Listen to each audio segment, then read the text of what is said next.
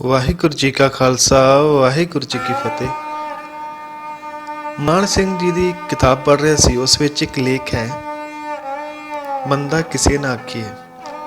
ਉਹ ਮੈਂ ਤੁਹਾਨੂੰ ਪੜ੍ਹ ਕੇ ਸੁਣਾ ਰਿਹਾ। ਮੇਰੀ ਲੜਕੀ ਜਸਵੰਤ ਸੋਸ਼ਲ ਹੋਣ ਦੇ ਨਾਤੇ ਕਈ ਸਭਾ ਸੁਸਾਇਟੀਆਂ ਦੀ ਮੈਂਬਰ ਹੈ। ਦ ਬ੍ਰਿਟਿਸ਼ ਕਲਮ ਫॉर ਵੂਮਨ ਦੇ ਵੀ ਮੈਂਬਰ ਹੈ। ਅੰਗਰੇਜ਼ੀ ਹੋਟਲ ਵਿੱਚ ਜੰਮੀ ਪਲੀ ਤੇ ਅੰਗਰੇਜ਼ੀ ਬੱਚਿਆਂ ਵਿੱਚ ਬਚਪਨ ਗੁਜ਼ਾਰਨ ਵਾਲੀ ਬੱਚੀ ਨੂੰ ਅੰਗਰੇਜ਼ ਸੋਸ਼ਲ ਪੱਖੋਂ ਬਹੁਤ ਖਿੱਚ ਪਾਉਂਦੇ ਹਨ। ਉਹਦੇ ਨਾਲ ਕਈ ਪ੍ਰੋ ਇੰਡੀਅਨ ਅੰਗਰੇਜ਼ ਰਚੇ ਮਿਚੇ ਵੀ ਹਨ। ਇੱਕ ਫੰਕਸ਼ਨ ਵਿੱਚ ਮਿਸਿਸ ਹਾਊ ਦੀ ਮੇਰੀ ਲੜਕੀ ਕਾਰਨ ਮੇਰੇ ਨਾਲ ਇੰਟਰੋਡਕਸ਼ਨ ਹੋ ਗਈ। ਮੈਨੂੰ ਦੱਸਿਆ ਗਿਆ ਕਿ ਇਸ ਲੇਡੀ ਨੇ ਅਮਨ ਦਾ ਪ੍ਰਚਾਰ ਕਰਨਾ ਆਪਣੇ ਜੀਵਨ ਦਾ ਮੁੱਖ ਮਨੋਰਥ ਬਣਾ ਰੱਖਿਆ ਹੈ ਤੇ ਸਿੱਖੀ ਵਿੱਚ ਇਤਕਾਦ ਰੱਖਦੀ ਹੈ। ਮੈਂ ਆਪਣੇ ਜੀਵਨ ਦੀ ਇਸ ਲੰਬੀ ਯਾਤਰਾ ਵਿੱਚ ਬਹੁਤ ਵਿਦੇਸ਼ੀਆਂ ਨੂੰ ਮਿਲਿਆ ਹਾਂ, ਪਰ ਮਿਸਿਸ ਹਾਊ ਜੈਸੀ ਮਿੱਠੀ ਜ਼ੁਬਾਨ ਵਾਲੀ ਮੈਨੂੰ ਹੋਰ ਕੋਈ ਹਸਤੀ ਨਹੀਂ ਮਿਲੀ। ਗੱਲਾਂ ਵਿੱਚ ਮੈਂ ਉਸ ਨੂੰ ਇਉਂ ਪੁੱਛਿਆ, ਮਿਸਿਸ ਹਾਊ, ਤੁਹਾਨੂੰ ਅਮਨ ਪ੍ਰਚਾਰ ਦੀ ਚੇਟਕ ਕਿਵੇਂ ਲੱਗੀ?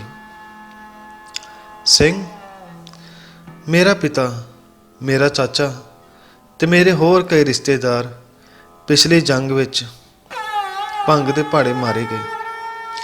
ਜੰਗ ਦੀ ਬਰਬਾਦੀ ਨੇ ਮੇਰੀ ਮਾਂ ਦੇ ਤੇ ਮੇਰੇ ਦਿਲ ਵਿੱਚ ਜੰਗ ਵਿਰੁੱਧ ਆਖਰਾਂ ਦੀ ਘ੍ਰਿਣਾ ਭਰ ਦਿੱਤੀ। ਲੜਾਈ ਮਗਰੋਂ ਮੇਰੀ ਮਾਂ ਨੂੰ ਇੱਕ ਫਰਮ ਵਿੱਚ ਹਾਂਗਕਾਂਗ ਨੌਕਰੀ ਮਿਲ ਗਈ। ਮੇਰੀ ਉਮਰ ਉਸ ਸਮੇਂ 20 ਕੁ ਸਾਲ ਦੀ ਸੀ। ਮੈਂ ਵੀ ਮਾਂ ਦੇ ਨਾਲ ਇੰਗਲੈਂਡ ਛੱਡ ਹਾਂਗਕਾਂਗ ਚਲੀ ਗਈ। ਉੱਥੇ ਸਾਡਾ ਮੇਲ ਮਿਲਾਪ ਸਿੰਧੀਆਂ ਨਾਲ ਹੋ ਗਿਆ। ਉਹ ਗੁਰੂ ਨਾਨਕ ਨੂੰ ਪੂਜਦੇ ਸਨ। ਮੈਨੂੰ ਇੱਕ ਸਿੰਧੀ ਪਰਿਵਾਰ ਨਾਲ ਬਹੁਤ ਹੀ ਪਿਆਰ ਪੈ ਗਿਆ। ਉਹ ਅਕਸਰ ਗੁਰੂ ਨਾਨਕ ਦੇ ਉਪਦੇਸ਼ ਸੁਣਾਉਂਦੇ ਰਹਿੰਦੇ। ਇੱਕ ਦਿਨ ਉਹਨਾਂ ਦੇ ਘਰ ਗੁਰੂ ਗ੍ਰੰਥ ਸਾਹਿਬ ਦਾ ਅਖੰਡ ਪਾਠ ਦਾ ਭੋਗ ਸੀ। ਮੇਰੀ ਮਾਂ ਤੇ ਮੈਂ ਵੀ ਉਸ ਰਸਮ ਤੇ ਗਏ। ਕੀਰਤਨ ਹੋਇਆ, ਮੰਦਾ ਕਿਸੇ ਨਾ ਆਖੀਏ ਦੀ ਤੁਕ ਰਾਗੀ ਵੀਰ ਮੁੜ ਗਾਈ ਜਾ ਰਹੇ ਸਨ। ਤੇ ਫਿਰ ਇਸ ਲਾਈਨ ਨੂੰ ਉਹਨਾਂ ਐਕਸਪਲੇਨ ਕੀਤਾ ਜੋ ਮੇਰੇ ਦਿਲ ਵਿੱਚ ਖੁੱਭ ਗਿਆ ਤੇ ਮੈਂ ਅਮਨ ਦਾ ਇਹ ਸਲੋਗਨ ਬਣਾ ਲਿਆ। ਤੁਸੀਂ ਗੁਰੂ ਨਾਨਕ ਦੀ ਹੋਰ ਵੀ ਬਾਣੀ ਦਾ ਫਿਰ ਵਿਚਾਰ ਕੀਤਾ? ਜੇ ਤੀਰ ਕਲੇਜੇ ਵਿੰਨ ਜਾਏ, ਉਸ ਦੀ ਖੋਜ ਤਾਂ ਲਾਜ਼ਮੀ ਬਣ ਜਾਂਦੀ ਹੈ। ਮੈਂ ਜਪਜੀ ਸਾਹਿਬ, ਆਸਾਂ ਦੀ ਵਾਰ ਤੇ ਸੁਖਮਨੀ ਸਾਹਿਬ ਨੂੰ ਪਹਿਲਾਂ ਸਿੰਧੀ ਫੈਮਿਲੀ ਤੋਂ ਪੂਰੀ ਤਰ੍ਹਾਂ ਨੇਮ ਨਾਲ ਸੁਣਿਆ, ਫਿਰ ਸਮਝਿਆ ਤੇ ਜਦ ਕੁਝ ਪੱਲੇ ਪੈ ਗਿਆ ਤਾਂ ਉਸ ਤੇ ਅਮਲ ਕਰਨਾ ਸ਼ੁਰੂ ਕਰ ਦਿੱਤਾ। ਗੁਰਬਾਣੀ ਦੀਆਂ ਕਈ ਤੁਕਾਂ ਆਪ ਜੀ ਦੀਆਂ ਫੇਵਰਟ ਵੀ ਬਣੀਆਂ? ਹਾਂ ਜ਼ਰੂਰ। ਪਹਿਲਾਂ ਇਹੋ ਕਿ ਮੰਦਾ ਕਿਸੇ ਨਾ ਆਖੀਏ, ਪਰ ਅੱਖਰ ਇਹੋ ਬੁੱਝੀਏ।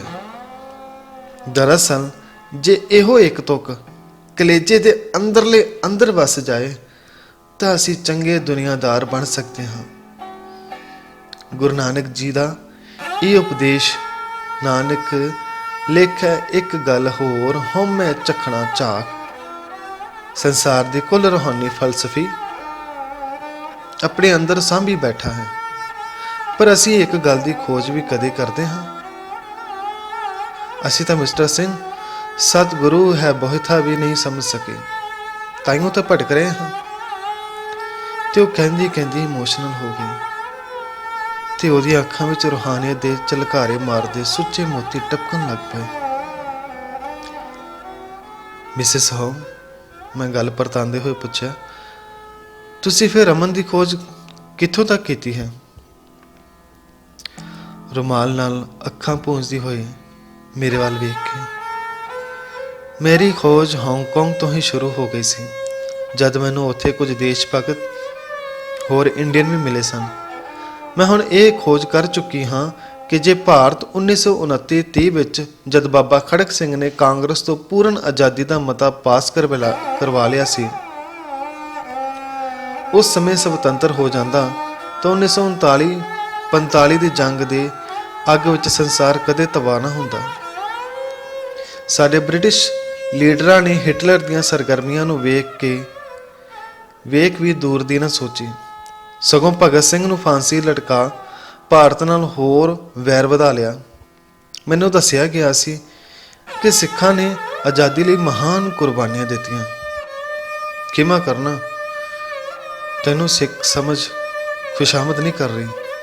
ਮੇਰੀ ਤਾਂ ਡਾਇਰੀ ਵਿੱਚ ਦਰਜ ਹੈ ਕਿ ਸਰਦਾਰ ਖੜਕ ਸਿੰਘ ਜੈਸਾ ਸਾਫਗੂ ਤੇ ਗੁਰੂ ਨਾਨਕ ਦੇ ਦੱਸੇ ਰਾਹ ਤੇ ਤੁਰਨ ਵਾਲਾ ਸ਼ਾਇਦ ਭਾਰਤ ਕੀ ਸੰਸਾਰ ਦੂਜਾ ਇਨਸਾਨ ਪੈਦਾ ਹੀ ਨਾ ਕਰ ਸਕੇ। ਜੇ ਚੈਂਬਰਲੈਨ, ਲਾਈਟ ਜ਼ਾਰ ਤੇ ਚਰਚਲ ਖੜਕ ਸਿੰਘ ਦੇ ਲਾਹੌਰ ਕਾਂਗਰਸ ਦੇ ਮਤੇ ਦੀ ਡੂੰਘਾਈ ਉਸ ਸਮੇਂ ਸਮਝ ਜਾਂਦੇ ਤਾਂ ਨਾ ਅੱਜ ਕਮਿਊਨਿਜ਼ਮ ਦੇ ਪਰ ਨਿਕਲੇ ਵੇਖੇ ਜਾਂਦੇ ਤੇ ਨਾ ਹੀ ਸੰਸਾਰ ਜੰਗ ਦੀ ਲਪੇਟ ਵਿੱਚ ਆਉਂਦਾ। ਤੱਤ ਦੀ ਗੱਲ ਤਾਂ ਗੁਰੂ ਨਾਨਕ 500 ਸਾਲ ਪਹਿਲਾਂ ਦੱਸ ਗਿਆ, ਪਰ ਚੈਂਬਰਲੈਨ ਚਰਬਲ ਨੇ ਕਦੇ ਇਹ ਗੱਲ ਸੁਣੀ ਵੀ ਹੁੰਦੀ ਕਿ ਮਿੱਠਤ ਨੀਵੀਂ ਨਾਨਕਾ ਗੁਣ ਚੰਗਿਆਈਆਂ ਤਤ। ਮੇਰਾ ਅੰਤਮ ਫੈਸਲਾ ਹੈ ਕਿ ਜੇ ਭਾਰਤ ਵੇਲੇ ਸਿਰ ਆਜ਼ਾਦ ਕਰ ਦਿੱਤਾ ਜਾਂਦਾ ਤਾਂ ਸੰਸਾਰ ਦਾ ਨਕਸ਼ਾ ਹੀ ਬਦਲ ਜਾਂਦਾ ਤੇ ਮਨੁੱਖਤਾ ਅਮਨ ਦੇ ਰਾਹ ਮੁੱਦਤਾਂ ਤੋਂ ਪਈ ਹੁੰਦੀ। ਸਵਾਲ ਅਗਲਾ ਪੁੱਛਦਾ, ਪਿਛਲੇ ਗੁਜ਼ਰ ਚੁੱਕੇ ਭਿਆਨਕ ਵੇਲੇ ਤੋਂ ਹੁਣ ਅਸੀਂ ਕੀ ਸਿੱਖਿਆ ਲੈ ਸਕਦੇ ਹਾਂ? ਮੇਰੀ ਲਾਇਬ੍ਰੇਰੀ ਵਿੱਚ ਕੁਝ ਸਿੱਖ ਮਤੇ ਉੱਤੇ ਗੂੜ ਗਿਆਨ ਦੀਆਂ ਸਿੰਧਾਂ ਵੀਰਾਂ ਵੱਲੋਂ ਦਿੱਤੀਆਂ ਪੁਸਤਕਾਂ ਹਨ। ਦੂਜੇ ਚੌਥੇ ਸਾਲ ਕੋਈ ਨਾ ਕੋਈ ਸਿੰਧੀ ਹਾਂਗਕਾਂਗ ਤੋਂ ਯੂਰਪ ਆਉਂਦਾ ਹੀ ਰਹਿੰਦਾ ਹੈ ਤੇ ਮੈਂ ਉਹਨਾਂ ਨੂੰ ਧਾ ਕੇ ਮਿਲਦੀ ਹਾਂ। ਉਹਨਾਂ ਦੀ ਸੰਗਤ ਤੋਂ ਮੈਨੂੰ ਲਾਭ ਹੋਇਆ ਹੈ। ਗੁਰਬਾਣੀ ਨੂੰ ਸਮਝਣ ਲਈ ਉਹਨਾਂ ਭਾਈ ਗੁਰਦਾਸ ਜੀ ਦੀ ਰਚਨਾ ਪੜ੍ਹਨ ਦੀ ਹਦਾਇਤ ਦਿੱਤੀ ਸੀ। ਦੱਸਿਆ ਸੀ ਕਿ ਭਾਈ ਗੁਰਦਾਸ ਗੁਰੂ ਅਰਜਨ ਪੰਜਵੇਂ ਨਾਨਕ ਦੇ ਨਜ਼ਦੀਕੀ ਰਿਸ਼ਤੇਦਾਰ ਸਨ ਅਤੇ ਗੁਰੂ ਗ੍ਰੰਥ ਸਾਹਿਬ ਵੀ ਉਹਨਾਂ ਹੀ ਕਲਮਬੰਦ ਕੀਤਾ ਸੀ। ਠੀਕ ਹੈ ਕਿ ਅੱਜ ਤੁਸੀਂ ਸਿੱਖ ਵੀਰ ਭਾਈ ਗੁਰਦਾਸ ਨੂੰ ਭੁੱਲੀ ਜਾ ਰਹੇ ਹੋ ਅਤੇ ਭਟਕ ਵੀ ਤਾਂ ਹੀ ਰਹੇ ਹੋ, ਪਰ ਮੈਂ ਭਾਈ ਸਾਹਿਬ ਤੋਂ ਬਹੁਤ ਲਾਭ ਉਠਾਇਆ ਹੈ। ਸਿੱਖੀ ਨੂੰ ਮੈਂ ਕੋਈ ਮਜ਼ਹਬ ਨਹੀਂ ਸਮਝਿਆ। ਗੁਰੂ ਨਾਨਕ ਜਗ ਵਿੱਚ ਪਹਿਲਾ ਪ੍ਰਾਫਟ ਹੈ ਜਿਸ ਧਰਮ ਦੇ ਨਾਲ ਜੀਵਨ ਜਾਂਚ ਵੀ ਦੱਸੀ। ਮੈਂ ਸਿੱਖੀ ਨੂੰ ਠੀਕ ਹੀ ਵੇ ਆਫ ਲਾਈਫ ਸਮਝਦੀ ਹਾਂ। ਭਾਈ ਸਾਹਿਬ ਦਾ ਕਹਿਣਾ ਹੈ ਕਿ ਨਿਵੇਂ ਚੱਲਣ ਗੁਰਮਾਰਗ ਦੱਸੇ।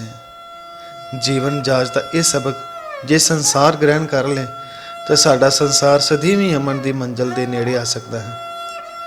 ਮੈਂ ਆਪਣੇ ਹੀ ਢੰਗ ਨਾਲ ਇਹ ਪ੍ਰਚਾਰ ਕਰਦੀ ਜਾ ਰਹੀ ਹਾਂ ਕਿ ਕਿਸੇ ਨੂੰ ਮੰਦਾ ਨਹੀਂ ਕਹਿਣਾ, ਮਿੱਠਾ ਬੋਲਣਾ ਤੇ ਨਿਵ ਚੱਲਣਾ ਸੰਸਾਰ ਨੂੰ ਸੁਖੀ ਬਣਾ ਸਕਦਾ ਹੈ।